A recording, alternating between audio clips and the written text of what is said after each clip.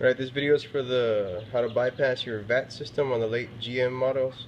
If you get a security light that comes on your dash, it's usually that the wires break behind the ignition system, and they're going to want to replace that whole system, which is like a $600 $800 job depending on where you live and what the dealership's going to charge you.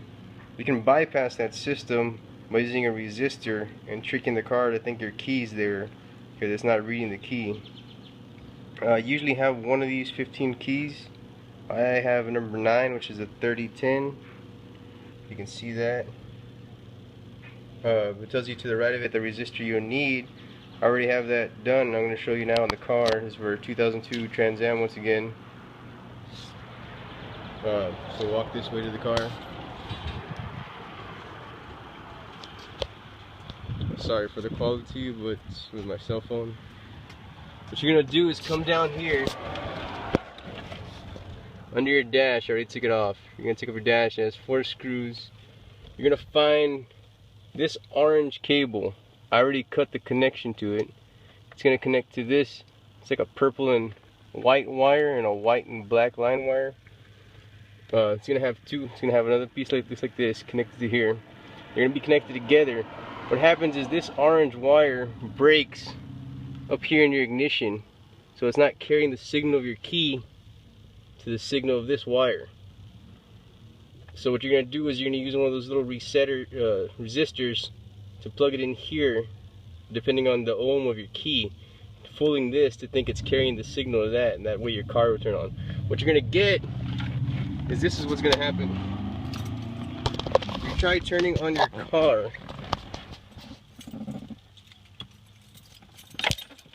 It's not going to want to turn on. You can see that.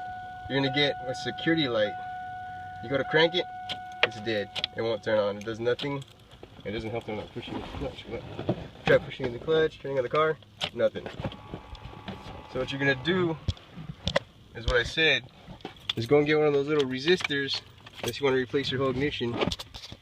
And at my point, mine was a 3010, right? So I got, it doesn't have to be exact, but it has to be close enough for it to read it. I think I read somewhere it could be off by a 1/10.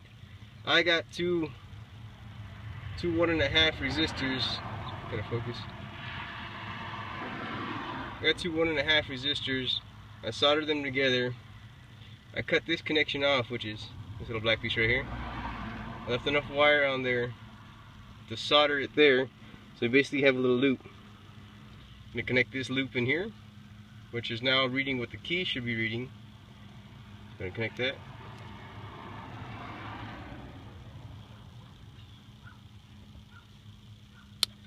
Okay, that's connected, right? So now what you're gonna get is when you go to turn on your vehicle, you're gonna have the security light turn on, but it's gonna read, it's gonna have the signal of the key reading. So now when it turns off, so now you're gonna crank, and your car is pretty much fixed. Alright guys, hope that helps with the video. Kind of took a little bit longer today finding the right ohm for this resistor.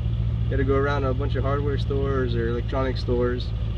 I was lucky enough to go to a security store, and the guy there helped me out and put 2 of these 1.5s together. I'm going to tape that up. You can use some shrink wrap, make it look nice and pretty, and go ahead and cap the other one off or duct tape it off. Alright guys, that's pretty much it.